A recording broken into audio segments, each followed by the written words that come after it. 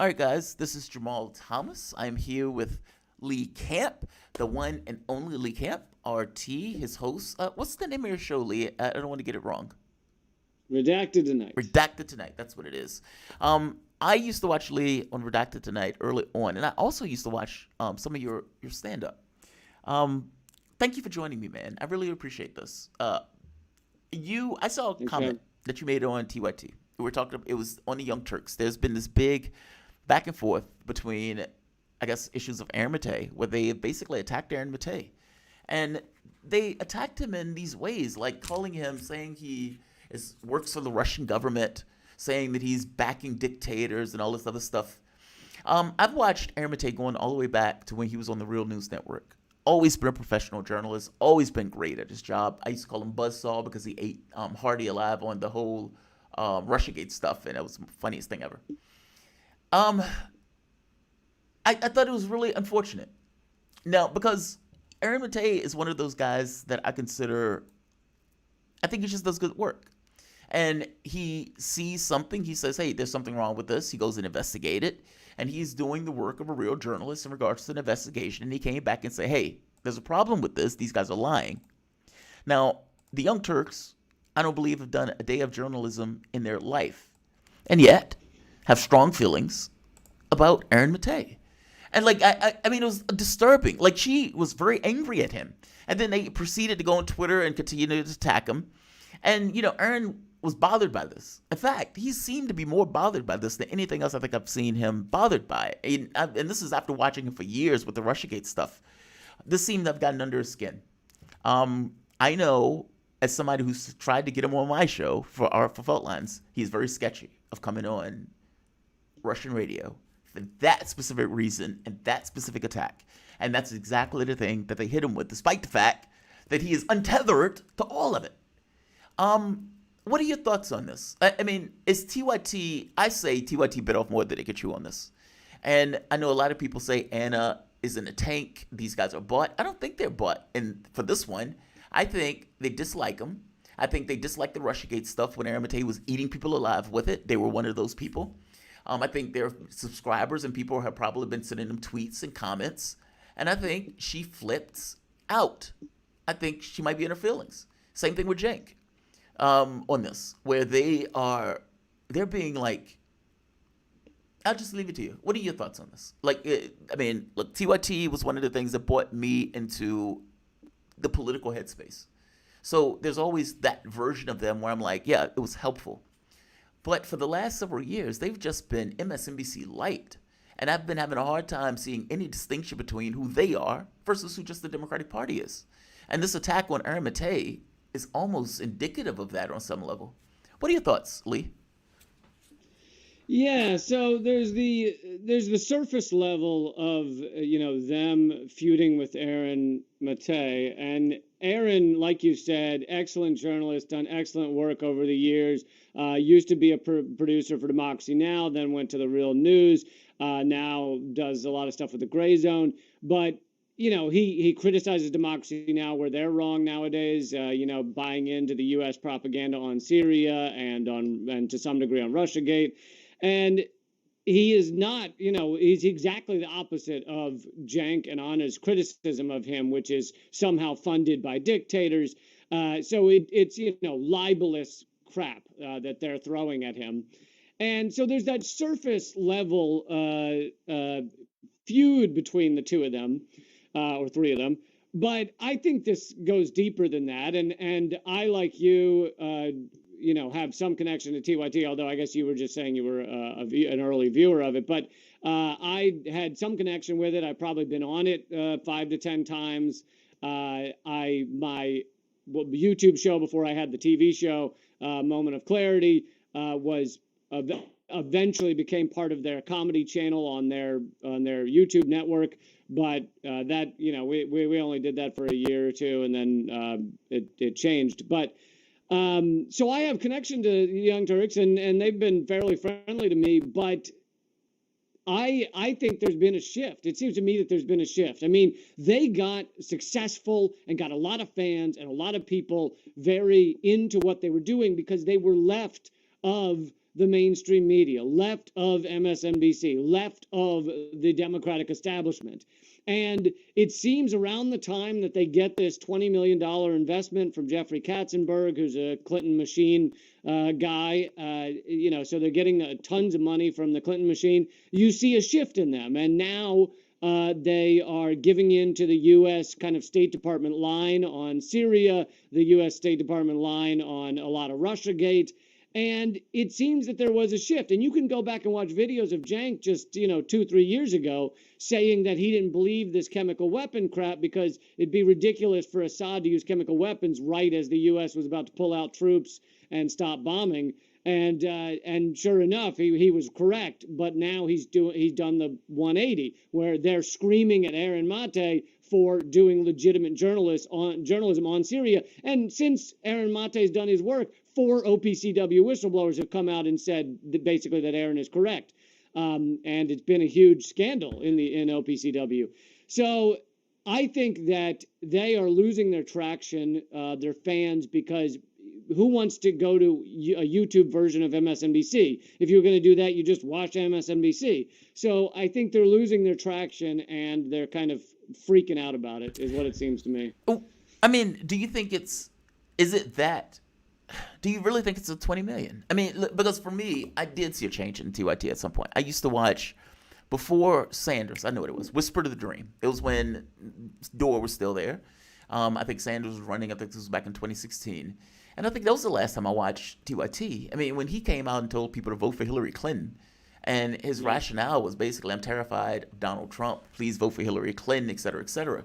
And basically, whether that's Biden, Clinton, or anybody else, I guess my thing is, there does seem to be a change. And there does seem to be a deviation in regards to, I guess, who they were back then and who they are now.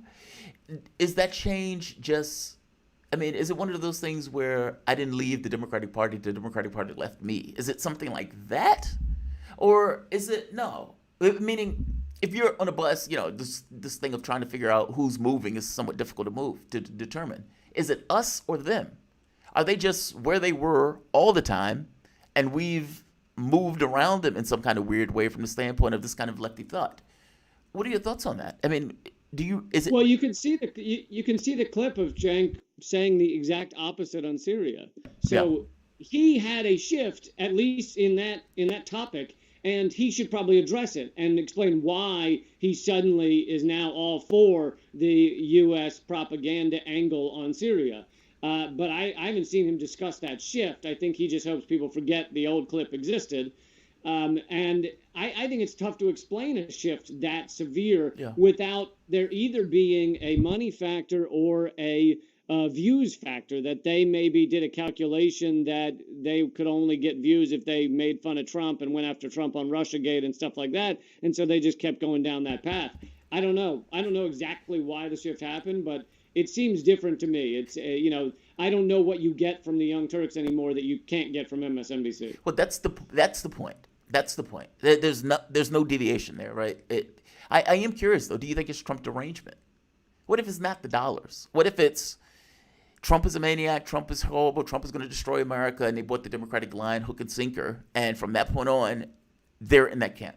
Meaning, even if you're not trying to, you end up in it just because of, this kind of derangement. I mean, maybe, but that's a sad, lack of intellectual curiosity. Yeah. Even if you had no dog in the race, if they just say, "Oh, Trump colluded with Russia," I would still want to see evidence. Even if I wasn't a political person, like, okay, well, show me the evidence and I'll believe it. But it's all falling apart. The Mueller report's all falling apart, and I think Cenk knows that, and he's probably also acting out because he's had years of being torn apart for the garbage Russiagate stuff. I mean, he even fell hook, line, and sinker for the Steele dossier. Yes, he did. Very few people bought that garbage. I mean, well, the funny part is he was still screaming that Vladimir Putin was telling Trump what to do, like even after the Mueller report fell apart. He was like, "Oh, he's telling him what to do. He's whispering in his ear at night." What should TYT be then? I mean, because we're saying, and I think it's what we're saying. I don't want to put words in your mouth. That in the context of a lefty news network, they have failed miserably, especially over the last several years, to attune themselves to, I want to say, the moment. in a way. Um, what should they be then? If what they are is basically MSNBC, in your head, what does a lefty indie news network look like, and how is it different from what the Young Turks is, if that makes sense? I think the goal that we should have, you, me, even though I'm a comedian a lot of the time, the Young Turks, any of us who are not going to be the mainstream media. And let's remember, one of the greatest things Cenk ever did was he got an MSNBC show, had it for 2 months. They said to him, you are in the club now. You need to stop going after Obama. And he said, I can't do that. And he left his show. So that very few people walk into the big leagues like that and then turn around and say, never mind. And so that was pretty impressive. But now it's kind of ridiculous to see him now towing the MSNBC line that he refused to tow years ago. But our job, if we're going to be outside the mainstream media, is to be adversarial to the government line, to the government propaganda, to the State Department.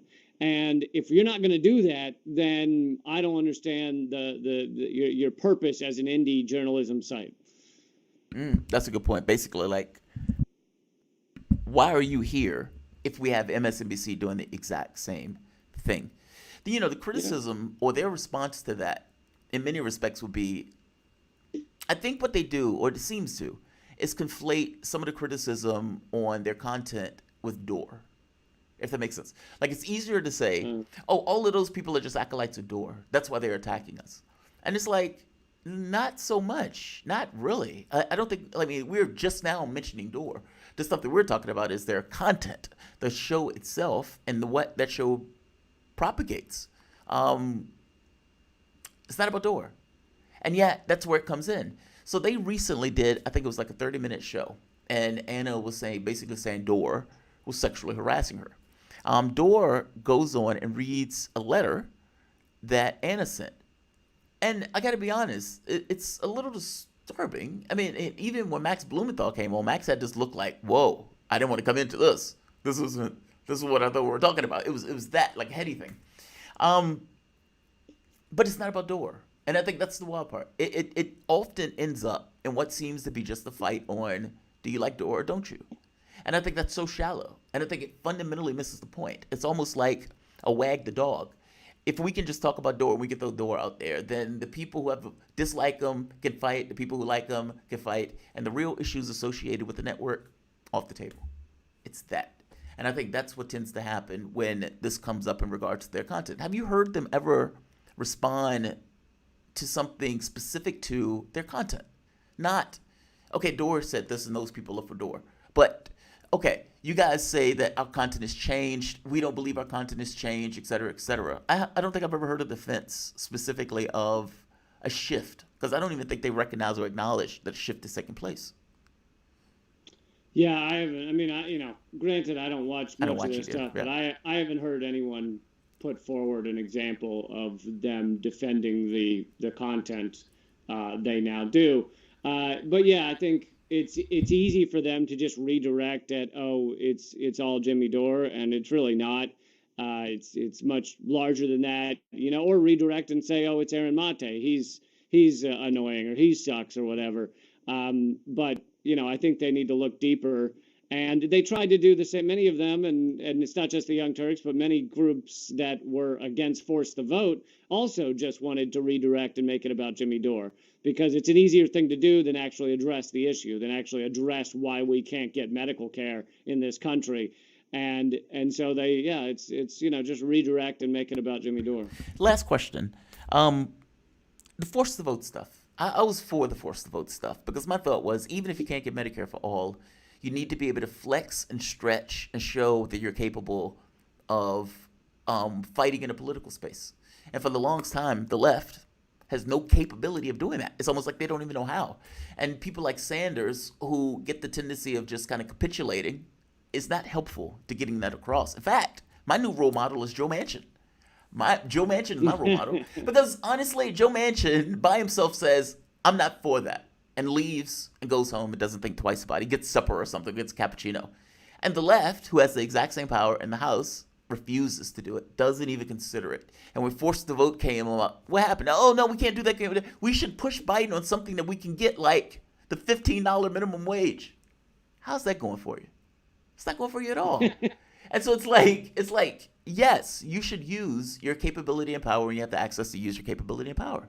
And to force the vote would have been one of those. And the reason I say that is because as you move forward in time, you come up over and over again at these various inflection points. We had the potential to do something, you chose not to act. The $15 an hour minimum wage is a really big example. The force to vote is a big example. And now you have Jamal Bowman mad at Joe Manchin because Joe Manchin is doing what Jamal Bowman refuses to do. From your standpoint, Yeah. like what's your take on that? I guess that's somewhat of an open. It's a conversation. It's not a. It's not a. It's a discussion. It's not a question per se. But what's your take on that? I've been very angry recently, and I found myself hate loving Joe Manchin. Yeah, I mean, forced the vote showed that many of these people were not willing to stand up when they really had the power to demand health care. And, the idea that they couldn't do it more than once, don't waste that chance now, wait till later. We've heard wait till later for decades and decades on various issues, on minimum wage, on health care, on so many things. Wait till later. I mean, it should be the motto of the Democratic Party. They really have proven yet again that they stand for nothing. Joe Biden, you look at his track record so far, has he gotten rid of student debt loans? Has he gotten, protected immigrants? Has he given everybody health care? Has he ended wars? Has he, done any of the things that everyone was saying, oh, it's going to be different now? And it's like, no, they just keep giving excuses and reasons for why they can't. Oh, it's the parliamentarian. Most Americans didn't even know the U.S. had a parliamentarian until all of a sudden it's the excuse for why the Democrats can't do anything. So, the idea that no, don't force the vote, wait around a little longer, to me, it's just all laughable. It's like either you're going to stand for these things or you don't. It doesn't matter what the political calculus is on, well, behind the closed doors in the back room, we can maybe get them to maybe give us a pay-go exemption, maybe on something. Forget it, man. It's about standing up for these things no matter the backroom political deals that are going on. And by the way, you gain respect doing it. You gain Yeah. respect. And, because whatever they think of you, whatever you think of Joe Manchin, you know that when Joe Manchin says, I'm not for this, Joe Manchin is going to leave, get a cappuccino, get a donut, and go home. When the left says, we are for this, you also know they don't mean it. And there's a difference in those things. Meaning have the capacity to say no, and all of them know very clearly they will kill this bill. They will kill this bill and not give an ounce of thought as to what we think about them in doing this. It could be 3 of them doing it. The entire rest of the party will vote for it. Those 3 kill a bill. That's it. Whatever Mama Bear thinks of you, Mama Bear would know you're serious. And I think that's the big deal in all of this. The left, for the longest time, has gotten into this habit of not being serious and not being willing to go to the mat for that stuff. And after a while, you get used to them not going to the mat. What did Joe Biden say? If you don't vote for me, you ain't black. Why? Because he had so long that for him this is as normal as air. And for the left, unfortunately, they abuse. I call them the battered. What is it? The political equivalent of a battered wife. Well, Yeah. that seems to continue to be the modus operandi, and that's unfortunate. Lee, short notice, but thank you, man. I appreciate this. Lee Camp is an actor, stand-up comedian, writer, television host. He currently hosts RT's weekly news show, Redacted Tonight. That show is hilarious. You guys should definitely watch it. Lee, Thanks. thank you, man. I really appreciate this. You're one of my favorite people online. You always came across as just a person, and even when we met in person, you probably don't even remember it. You came across as a person, and maybe that's the best compliment, right? You don't even Yeah. know, Thanks. and yet people are like, Sure. "That guy's just a guy. He's really good. He's really cool." Um, no, man, keep being you, man, and keep doing good work. I really appreciate it. Thank you for joining us. Thank you. All right, guys, that was Lee Camp. I'm going to thank all of you guys for joining us.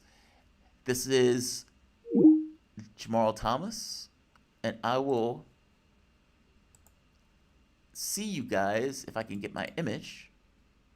Apparently, I cannot get my image. Yeah, I can't get my image. I'm sorry, guys. But I will say this. I would say like, I'm going to say share, and I'm going to say subscribe. And no, it is not going to give me an image. I'm sorry. All right, guys. I will see you a little bit later. With the conference is tomorrow, so I'm not quite sure what is going to take place tomorrow. But I will see you guys a little bit later. Thanks all.